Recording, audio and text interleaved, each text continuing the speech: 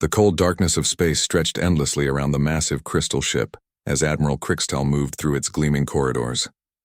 His body sparkled like living diamond under the soft blue lights that powered his vessel. The Admiral had spent the last 3 hours reviewing patrol reports from the Outer Rim territories, and each report told the same story. Human space remained empty and silent, just as it had been for 53 long years. Crixtel paused at the main viewing port and gazed out at the star system that humans once called New Angeles.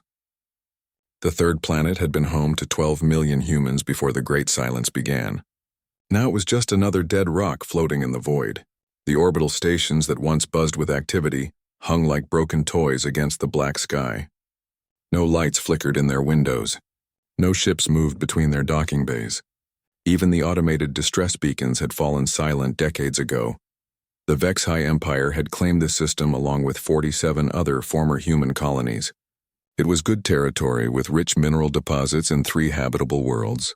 The humans had chosen their real estate well before they vanished from existence.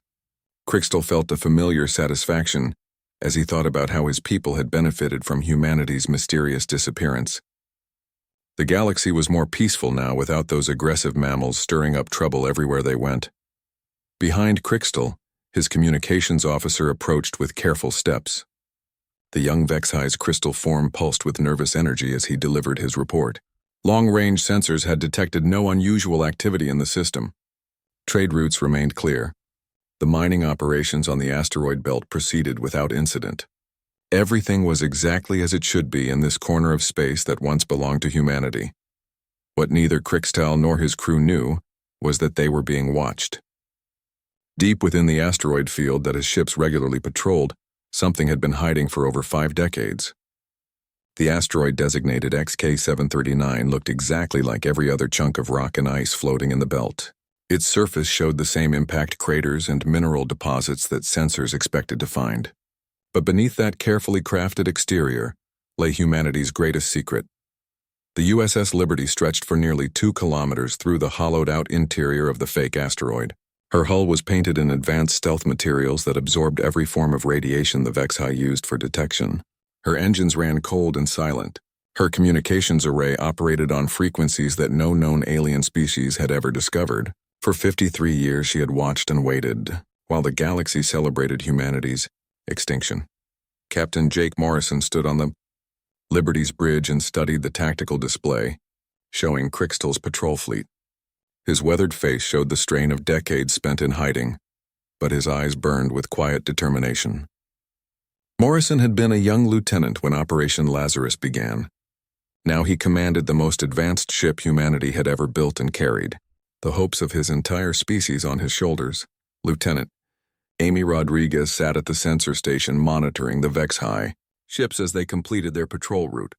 Her fingers moved across holographic controls with practiced ease as she tracked every vessel in the system. Rodriguez had spent her entire adult life aboard the Liberty, watching alien fleets claim what had once been human territory. She knew the patrol patterns of every major power by heart. She could predict their movements weeks in advance. The bridge crew worked in absolute silence as they had been trained to do since childhood.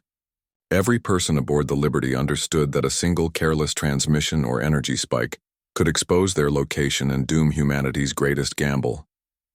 They had sacrificed normal lives for this mission. Many had never seen a real planet or breathed unfiltered air. They existed in the cold darkness between the stars, because someone had to bear witness to what the galaxy had done to their people. Chief Intelligence Officer Commander Ben Turner approached Morrison's command chair with a datapad containing the day's reports. Turner had been analyzing alien communications for 30 years, and his work had revealed troubling patterns. The 3 major powers were planning something big. Fleet movements suggested a major operation in the works. Political chatter indicated important negotiations were underway. Morrison read Turner's summary with growing concern. The HFY Empire, the Zephyrian Collective, and the Nebular Consortium were preparing for what they called the Concord of Division. Representatives from across the galaxy would gather at a neutral station to formally divide human space among the 3 powers. It would be the final insult to humanity's memory and the ultimate symbol of their enemy's victory. But humanity was not gone. They had simply learned to become invisible. Scattered across dozens of star systems, human agents lived among alien populations, gathering intelligence and waiting for orders. Hidden bases on remote moons stockpiled weapons and supplies. Sleeper ships drifted in nebulae and asteroid fields carrying the seeds of humanity's return. The Liberty was just the command center of a vast network that spanned half the galaxy. Rodriguez looked up from her sensors with excitement barely contained in her voice. She had detected a coded transmission from the agricultural world of Eden's Rest. The message was brief but clear. Pete Jackson was reporting increased consortium shipping activity near the farming colonies. Something was happening in that sector, and humanity's watchers were taking notice. Morrison nodded and filed the report with hundreds of others that arrived daily. For 53 years, humanity had been building the most complete intelligence picture of galactic civilization that had ever existed. They knew the location of every major military base. They understood the political structures of every government. They had identified the economic weaknesses of every empire. When the time came to reveal themselves, humanity would hold every advantage that knowledge could provide. The Vex High Patrol Fleet completed its sweep of the New Angeles system and prepared to jump to their next destination. Admiral Crixtel took one last look at the dead human worlds and felt satisfied that his territory remained secure. His ships activated their faster-than-light drives and disappeared into hyperspace, leaving the system as quiet and empty as they had found it. But the Liberty remained hidden in the asteroid field. Her crew continued their silent watch over space that others believed to be barren and worthless. They waited for the signal that would bring humanity out of the shadows and back into the light. The galaxy thought they had won by erasing human civilization from existence. They had no idea that humanity's greatest victory was still to come. The massive space station called Harmony Prime glowed like a jewel against the backdrop of stars as ships from across the galaxy converged on its docking bays. The station had been built specifically for diplomatic meetings between the major powers, and its neutral status made it the perfect location for the most important ceremony in recent galactic history.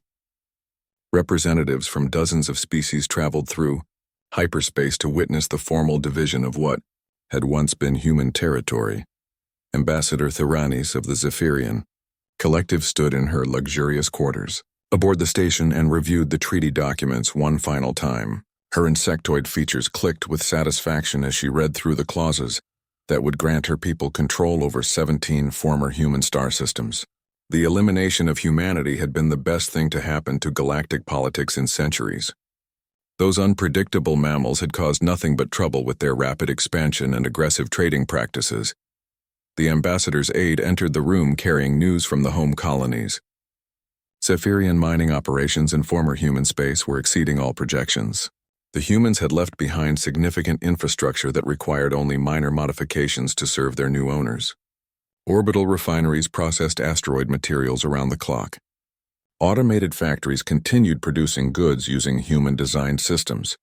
It was almost as if the humans had built their civilization specifically to benefit whoever came after them. Theranis dismissed her aide and walked to the viewing port overlooking Harmony Prime's main docking bay. Ships representing the Vex High Empire and the Nebular Consortium had already arrived, along with vessels from smaller species eager to witness the historic signing.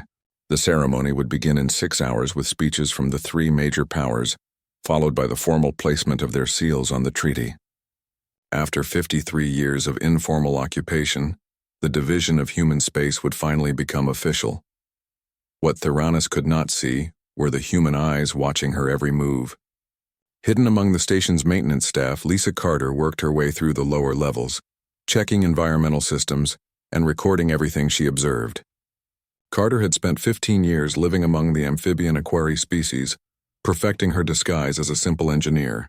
Her modified vocal cords allowed her to speak their language perfectly. Her surgically altered features matched their anatomy closely enough to fool medical scanners. Carter paused in an empty corridor and activated a tiny transmitter hidden in her toolkit. The device sent a brief coded message to a relay station in the outer system, where it was amplified and retransmitted to the Liberty's communication array.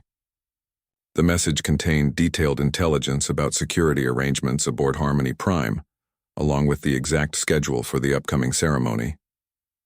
Within minutes, the information reached Captain Morrison and his command staff on the agricultural world of Eden's Rest farmer Pete Jackson. tended his crops under the light of an alien sun while sophisticated sensors hidden in his barn-tracked consortium warships passing overhead. Jackson had been living among the Aquari for 20 years, posing as a migrant worker from their outer colonies. His farm produced food for the local population, while serving as a listening post for humanity's intelligence network. Every ship movement, every communication transmission, every piece of military data flowed through Jackson's equipment and onto other human agents scattered across the galaxy. Jackson looked up from his work as 3 massive consortium vessels descended toward the planet's main spaceport. The ships carried delegates heading to Harmony Prime for the signing ceremony. Each vessel represented thousands of years of alien technological development and carried weapons capable of destroying entire cities. But Jackson felt no fear as he watched them land. He knew something the aliens did not. Humanity had not been standing still during their 53 years of exile. In the Kepler mining system, engineer Ben Parker operated heavy machinery during the day shift while transmitting encrypted intelligence reports during the night. Parker had lived among the crystalline Vexhi for over a decade, using advanced disguise technology that made him appear as one of their worker caste. His modified body could survive in their high radiation environment. His implanted neural interfaces allowed him to communicate using their complex light-based language. To his alien co-workers, he was just another laborer extracting valuable minerals from dead asteroids. But Parker's real job was far more important than mining operations. The Kepler system served as a major staging area for Vexhi military forces. Hundreds of warships received supplies and maintenance at the orbital facilities where Parker worked. He had access to classified information about fleet deployments, weapon capabilities, and strategic planning. Every detail flowed through hidden communication channels back to human command centers. Captain Morrison stood in the Liberty's war room studying holographic displays that showed the positions of human agents across known space. Red dots marked the locations of deep-cover operatives who had spent decades infiltrating alien society. Blue lines indicated communication networks that connected isolated human outposts. Green zones highlighted areas where humanity maintained hidden military assets. The display revealed the scope of Operation Ghostwatch in all its magnificent complexity. Chief Intelligence Officer Commander Ben Turner stood beside Morrison, pointing out key details on the tactical map. Turner had coordinated the intelligence-gathering operation for 3 decades and knew every agent by name. The network included farmers, engineers, merchants, diplomats, soldiers, and scientists. Some agents had been in place since before the Great Silence began. Others had been inserted more recently, using advanced infiltration techniques developed in secret human laboratories. The most remarkable agents were those who had undergone biological modification to pass as alien species. Surgical procedures combined with genetic therapy allowed humans to take on the physical characteristics of other races. Neural implants provided the ability to speak alien languages and understand their cultures. Advanced technology created false biological signatures that fooled even the most sophisticated medical equipment. Hundreds of humans lived among their former enemies, gathering intelligence and waiting for the day when they would reveal their true nature. Morrison received a priority transmission from Dr. Helen Park, who directed the biological modification program. From a hidden facility in the Centauri sector, Park reported that the latest group of deep cover agents had completed their training and were ready for deployment. These operatives would be inserted into key positions within alien governments and military organizations during the chaos that would follow humanity's revelation. Every move had been planned years in advance. The captain walked to another display showing the current positions of major alien fleets. The 3 powers had moved significant military assets to guard their new territories in former human space. Thousands of warships patrolled star systems that had once belonged to humanity. But Morrison felt no anger as he studied the deployment patterns. Every ship position had been reported by human agents. Every fleet movement had been predicted by human analysts. Every tactical weakness had been identified and cataloged. Rodriguez approached with another intelligence report from the station monitoring networks. Traffic analysis indicated that all 3 major powers were moving key personnel to Harmony Prime for the signing ceremony. Government leaders, military commanders, and influential business figures would all be present when the treaty was signed. The alien powers were gathering their most important people in one location to celebrate their victory over humanity. Morrison smiled for the first time in weeks as he realized what the aliens had done. In their eagerness to demonstrate their triumph, they had created the perfect opportunity for humanity's return. The signing ceremony would be broadcast across the galaxy, with billions of beings watching as the three powers divided human space among themselves. It would be the ideal moment to remind the universe that humanity was still very much alive. Turner brought Morrison the final piece of intelligence needed to begin the operation. Human agents had confirmed that security around Harmony Prime followed predictable patterns. The station's defensive systems had been mapped completely. Communication networks had been infiltrated at every level. Even the ceremonial protocols had been studied and understood. When humanity chose to reveal itself, the aliens would be completely unprepared for what was coming. The galaxy was about to learn that reports of humanity's death had been greatly exaggerated. The great ceremonial hall of Harmony Prime buzzed with excitement as thousands of delegates took their seats for the most significant political event in galactic history. Representatives from every major species had gathered to witness the formal signing of the Concord of Division. The treaty would officially partition former human space among the three dominant powers and bring an end to 53 years of informal occupation. Holographic cameras captured every moment for broadcast across hundreds of worlds where billions of beings waited to see their leaders claim humanity's legacy. Admiral Kriegstahl stood at the podium representing the HFY Empire, wearing ceremonial armor that reflected the lights of the chamber like fractured starlight. His crystalline voice resonated through the hall as he spoke about the stability that would come from formally organizing former human territories. The HFY had always believed in order and structure. The chaotic expansion of human civilization had been a constant source of galactic tension before their mysterious disappearance. Now that tension could finally be put to rest. Ambassador Theranos approached the treaty table next, carrying the official seal of the Zephyrian Collective. Her compound eyes reflected the thousands of alien faces watching from the gallery as she prepared to mark the document that would grant her people control over 17 star systems. The collective had waited decades for this moment. Human space contained some of the richest agricultural worlds in the galaxy and would provide food security for her growing population for generations to come. Consortium Speaker, Velthara floated toward the signing platform surrounded by a cloud of protective gas that allowed her species to survive in the station's oxygen-rich atmosphere. Her translated voice carried through the chamber's speakers as she declared that the formal division would bring prosperity to all species by eliminating the uncertainty that had plagued former human space since the Great Silence began. Trade routes would be stabilized. Resource extraction would be organized efficiently. The galaxy would finally move beyond the shadow of human civilization. The three leaders raised their ceremonial signing instruments as cameras focused on the historic moment. Delegates throughout the hall rose to their feet in anticipation. Across the galaxy, billions of beings watched their screens waiting to see the treaty that would reshape galactic politics. The signing would begin with Kriegstahl, followed by Theranos, and finally Velthara. Each would place their species' official seal beside their signature, making the division legally binding under interstellar law. But as Kriegstahl moved his signing instrument toward the treaty document, every screen in the ceremonial hall suddenly went dark. The holographic cameras stopped transmitting. Emergency lighting activated as the station's main power grid experienced what appeared to be a massive system failure. Confused murmurs arose from the delegates as security personnel rushed to restore normal operations. Technical staff worked frantically at control stations trying to understand what had caused the unexpected blackout. Then every screen throughout the station simultaneously displayed the same image.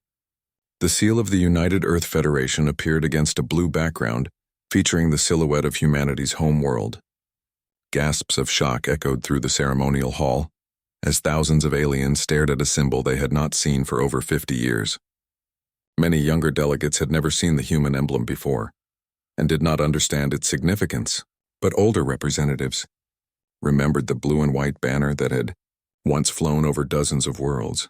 The image faded and was replaced by the face of a human male wearing the dark blue uniform of Earth's military forces.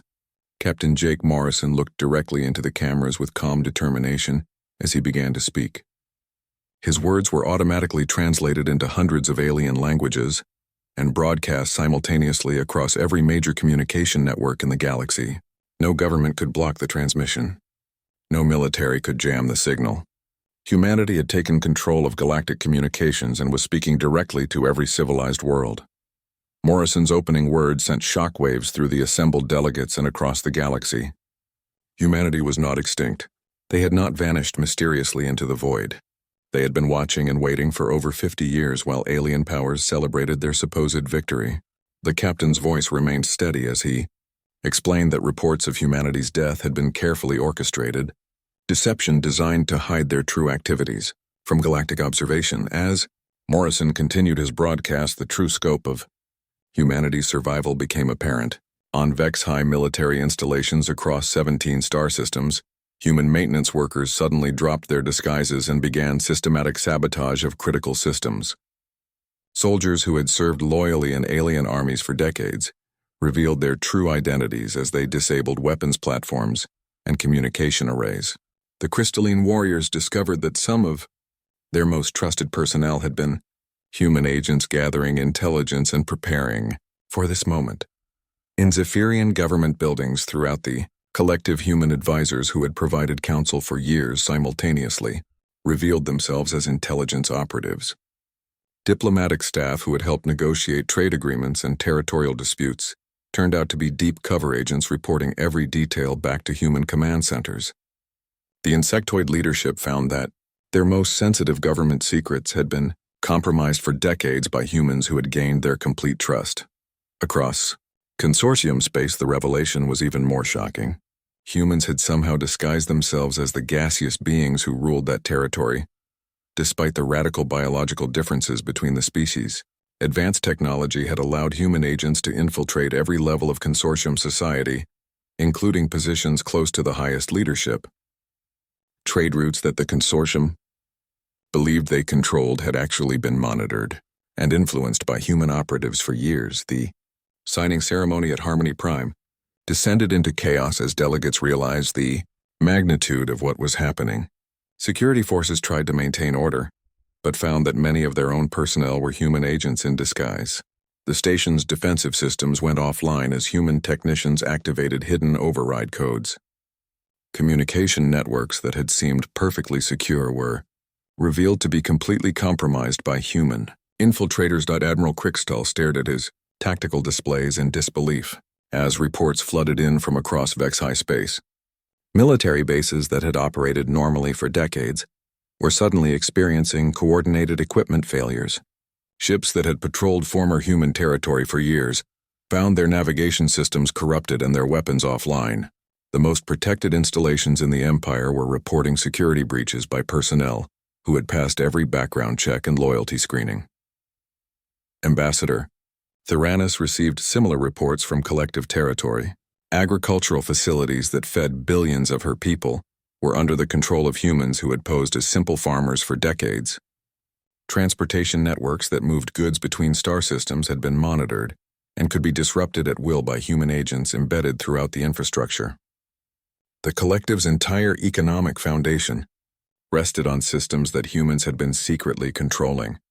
Speaker Felthara watched in horror as Consortium fleet commanders reported that their ships were being tracked by unknown sensors, and their movements predicted with impossible accuracy. Trade negotiations that had seemed favorable to her people had actually been manipulated by human negotiators disguising themselves as alien merchants. The Consortium's expansion into former human space had been guided and controlled by the very people they thought they had. Replaced. Chief Operations Officer Colonel Sam Hughes coordinated the global revelation from the Liberties Command Center while watching decades of careful preparation unfold exactly as planned. Every major alien government found itself simultaneously dealing with the discovery that humans had infiltrated their most sensitive operations. Military commanders learned that their strategic plans had been known to human intelligence for years. Political leaders realized that their private communications had been monitored and their decision-making processes influenced by human agents. The galaxy reeled as humanity emerged from the shadows not as refugees, seeking mercy, but as an organized intelligence network that had been operating under their noses for half a century. The three major powers that had divided human space among themselves discovered that they had actually been dancing to humanity's tune without ever realizing it. Every territorial dispute, every trade agreement, every military deployment had been observed, analyzed, and in many cases quietly influenced by human operatives. Morrison concluded his broadcast with a simple statement that sent chills through every alien leader watching. Humanity had chosen to reveal themselves at this moment, not because they were desperate or cornered, but because they were ready to reclaim their place in galactic civilization. The powers that had celebrated humanity's extinction were about to learn what it meant to face an enemy that had spent 50 years learning every weakness, understanding every strategy, and positioning themselves at every critical point in galactic society. The galaxy had thought humanity was gone. The chaos spreading across galactic civilization reached new heights as Captain Morrison prepared to reveal the most closely guarded secret in human history. Standing in the Liberty's main communications center, he activated emergency broadcast protocols that overrode every major news network and government channel throughout known space. Billions of beings across hundreds of worlds found their regular programming interrupted as the human captain appeared on their screens once again. This time he carried with him the truth about humanity's greatest deception. Morrison began his explanation by describing events that had occurred 54 years earlier when humanity faced complete extinction at the hands of a coalition that included all three major galactic powers. The Vexhai Empire had declared human expansion a threat to cosmic stability. The Zephyrian Collective had accused humanity of monopolizing the best agricultural worlds. The Nebular Consortium had claimed that human trade practices were destroying traditional economic relationships between species. Together they had issued an ultimatum, demanding that humanity abandon half their colonies and accept severe restrictions on their future growth. The human leadership of that era faced an impossible choice between slow strangulation through imposed limitations or immediate destruction through military action. Earth's finest strategic minds spent months analyzing the situation and reached a disturbing conclusion. Humanity could not win a conventional war against the combined forces arrayed against them. The alien coalition possessed superior numbers, more advanced technology, and better strategic positioning. Any attempt at military resistance would result in the complete annihilation of human civilization within a matter of years, but humanity possessed one crucial advantage that their enemies had never fully understood. Human beings were capable of thinking in ways that other species found incomprehensible. Where aliens saw problems that required direct solutions, humans saw opportunities for indirect approaches. The same mental flexibility that had allowed humanity to spread across the galaxy in just a few centuries could be turned toward the challenge of survival itself. If humanity could not win through strength, then they would win through intelligence. Dr. Helen Park had been a young scientist working on biological adaptation research when the crisis began. Her early experiments with genetic modification and surgical alteration had been designed to help human colonists adapt to harsh environments on frontier worlds, but Park realized that the same techniques could be used for a far more ambitious purpose. If humans could be modified to survive on alien worlds, then they could also be modified to appear as alien species. Themselves, Park presented her proposal to the emergency council that governed humanity during those dark days. Instead of fighting a war they could not win, humans would simply disappear from galactic civilization entirely. Every human world would be evacuated in secret over a period of several months. The populations would be relocated to hidden facilities in remote star systems, where they would begin the greatest intelligence operation in galactic history.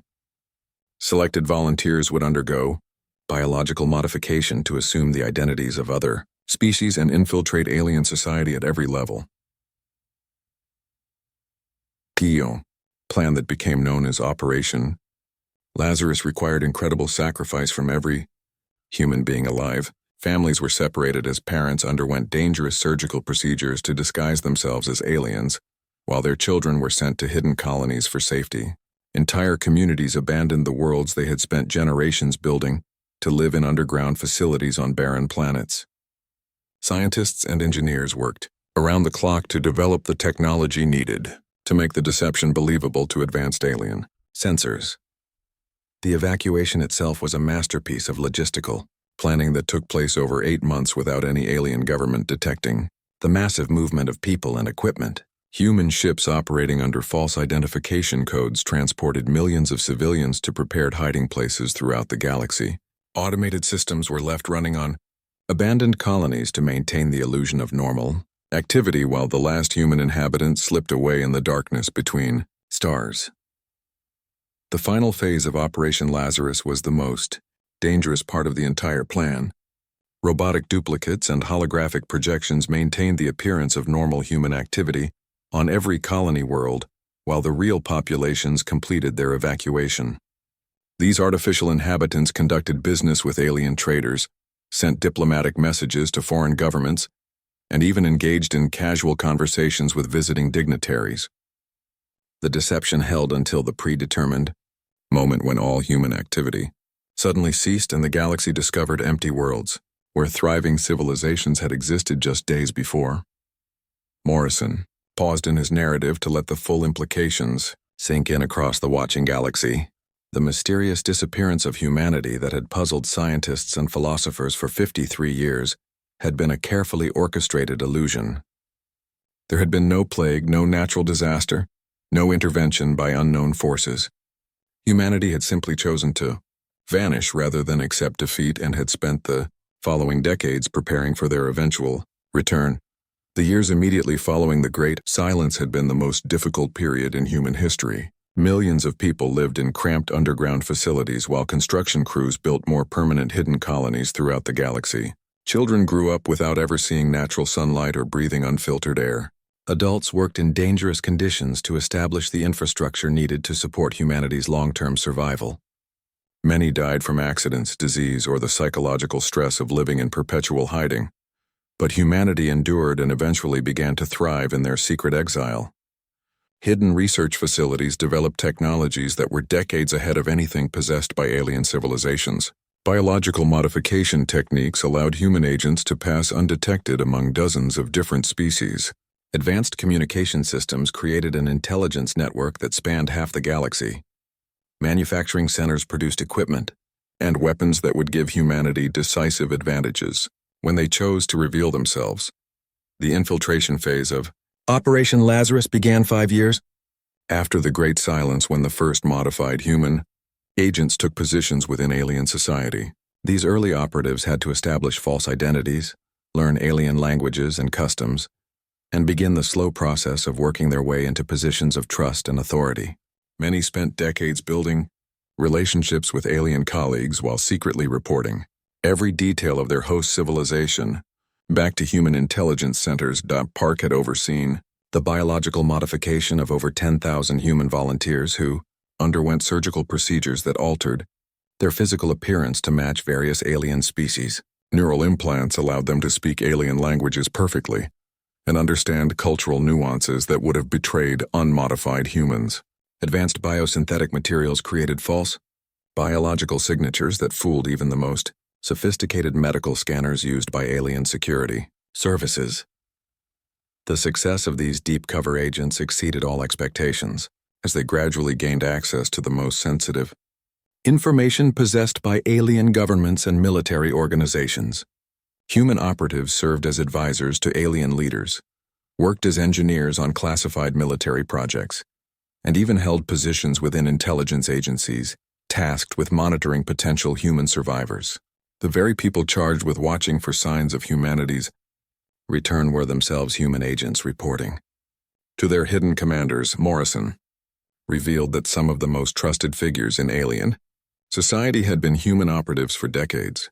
Military officers who had helped plan strategies for defending former human territory were actually humans gathering intelligence about their enemies' capabilities. Diplomatic personnel who had negotiated treaties between alien powers had been influencing those agreements to serve humanity's long-term interests. Scientists working on advanced weapons projects had been secretly sabotaging research that might threaten human operations. The scope of human infiltration was staggering in its completeness. Every major government had human agents in key positions. Every military organization had been penetrated at multiple levels. Every important economic network included humans who could monitor and influence trade relationships. The three powers that had divided human space among themselves had actually been controlled by human intelligence without ever realizing it. Dr. Park joined Morrison for the final portion of his broadcast to explain how 53 years of patient observation had given humanity an unprecedented understanding of galactic civilization. Human analysts had studied every aspect of alien society, from military capabilities to economic structures to political relationships. They understood the strengths and weaknesses of every major power better than those powers understood themselves.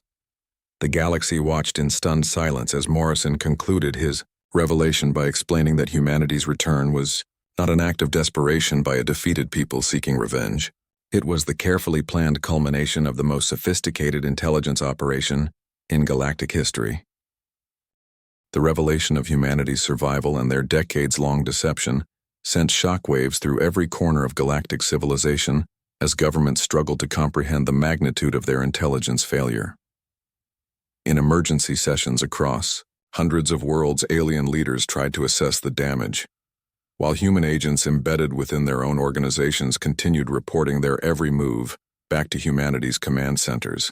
The galaxy faced the terrifying realization that they had been completely outmaneuvered by an enemy they thought was extinct.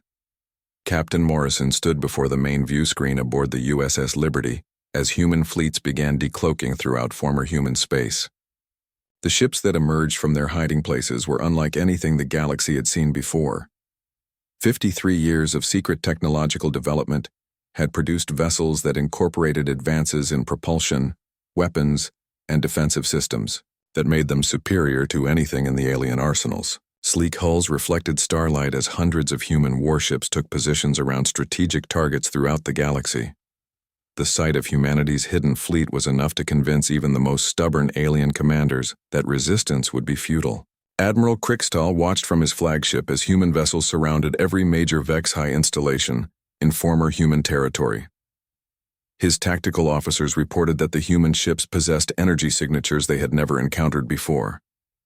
Advanced scanning equipment could barely penetrate the stealth technology that had kept these vessels hidden for decades.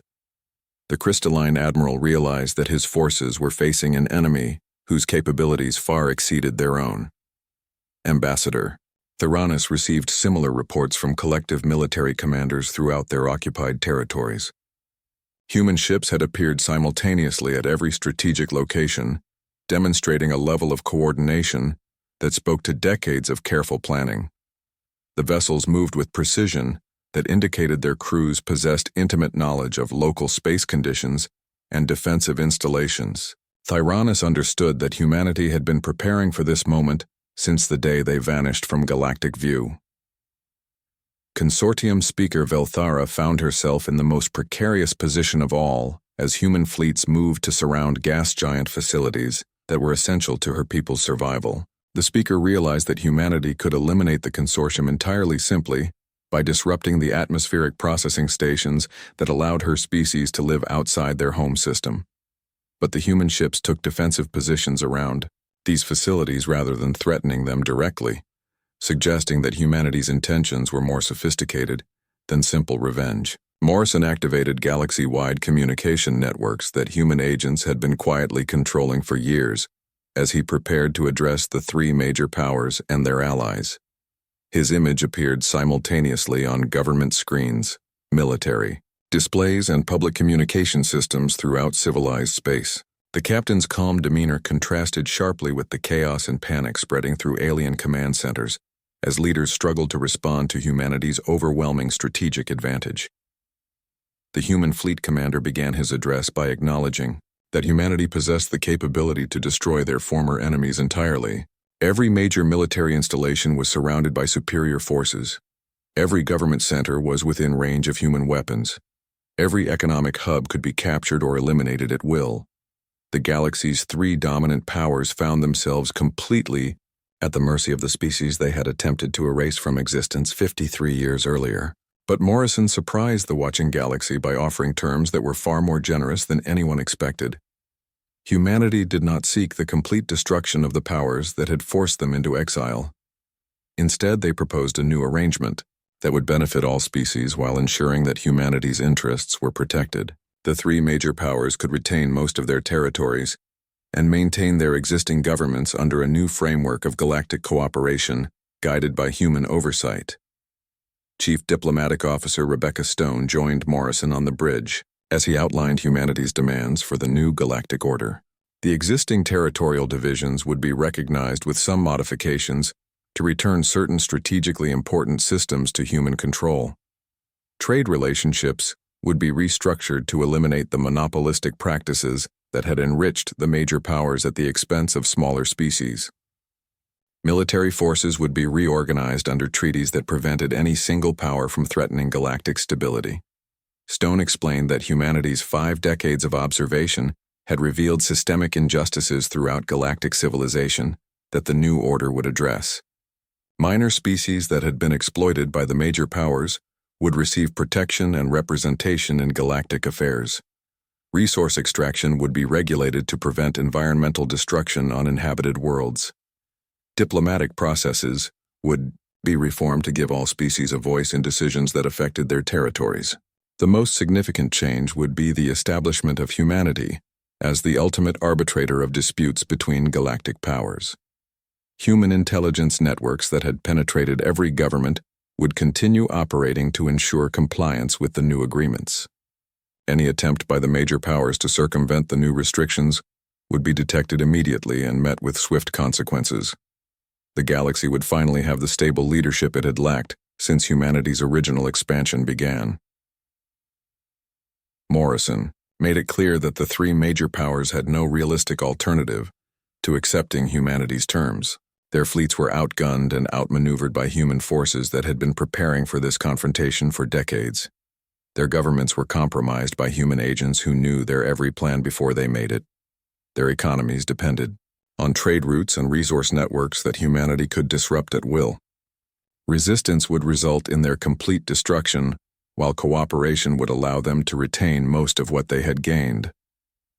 Admiral Krixtal was the first to acknowledge reality, as Vex-High analysts confirmed that humanity's technological advantages made victory impossible. The crystalline admiral transmitted his formal surrender directly to Morrison, along with an offer to negotiate the specific terms of Vex-High compliance with the new galactic order. Krixtal understood that his people's survival depended on accepting humanity's supremacy and working within the framework they proposed. Ambassador Theranis followed with the collective surrender, after her military advisors reported that continued resistance would lead to the destruction of every Zephyrian fleet within days. The insectoid diplomat requested immediate negotiations to establish protocols for the transition to human oversight of former collective territories. Theranis had spent her career managing political relationships and recognized that humanity held all the advantages in any potential agreement. Speaker Velthara was the last to capitulate as consortium leadership debated their options in emergency session. The gaseous beings prided themselves on their economic sophistication, but even they could see that humanity's position was unassailable. Velthara transmitted the consortium's acceptance of human terms, along with a request for guarantees that her people's atmospheric requirements would be respected in the new order. The formal negotiations took place aboard Harmony Prime, under very different circumstances than the ceremony that had been interrupted by humanity's revelation. Stone led the human diplomatic team as they worked out the details of treaties that would reshape galactic civilization. The major powers found themselves accepting terms that granted humanity ultimate authority over interstellar affairs, while allowing them to maintain domestic control over their core territories. Morrison watched the proceedings from the Liberties Command Center as decades of planning finally came to fruition. Humanity had achieved something unprecedented in galactic history by defeating their enemies without firing a single shot in anger. Superior intelligence gathering, strategic patience, and technological advancement had proven more effective than any military campaign could have been. The species that had been marked for extinction had emerged as the dominant force in galactic politics. The signing of the new Galactic Compact took place exactly 1 week after humanity's revelation, with representatives from every major species acknowledging human leadership in interstellar affairs. The ceremony was broadcast throughout the galaxy as billions of beings watched their leaders formally recognize that humanity had outplayed them all. The species that had vanished mysteriously 53 years earlier had returned as the galaxy's undisputed masters. As the USS Liberty uncloaked above Harmony Prime, revealing her massive bulk to the assembled delegates, humanity's victory was complete. The ship that had served as command center for the greatest intelligence operation in galactic history now took her place as flagship of the dominant fleet in known space. Morrison looked out at the stars through the main view screen, knowing that humanity had secured not just their survival, but their supremacy through patience, intelligence, and an unbreakable will to endure. The galaxy had thought humanity was gone, but they had simply been waiting for the right moment to remind the universe why humans had always been the most dangerous species among the stars.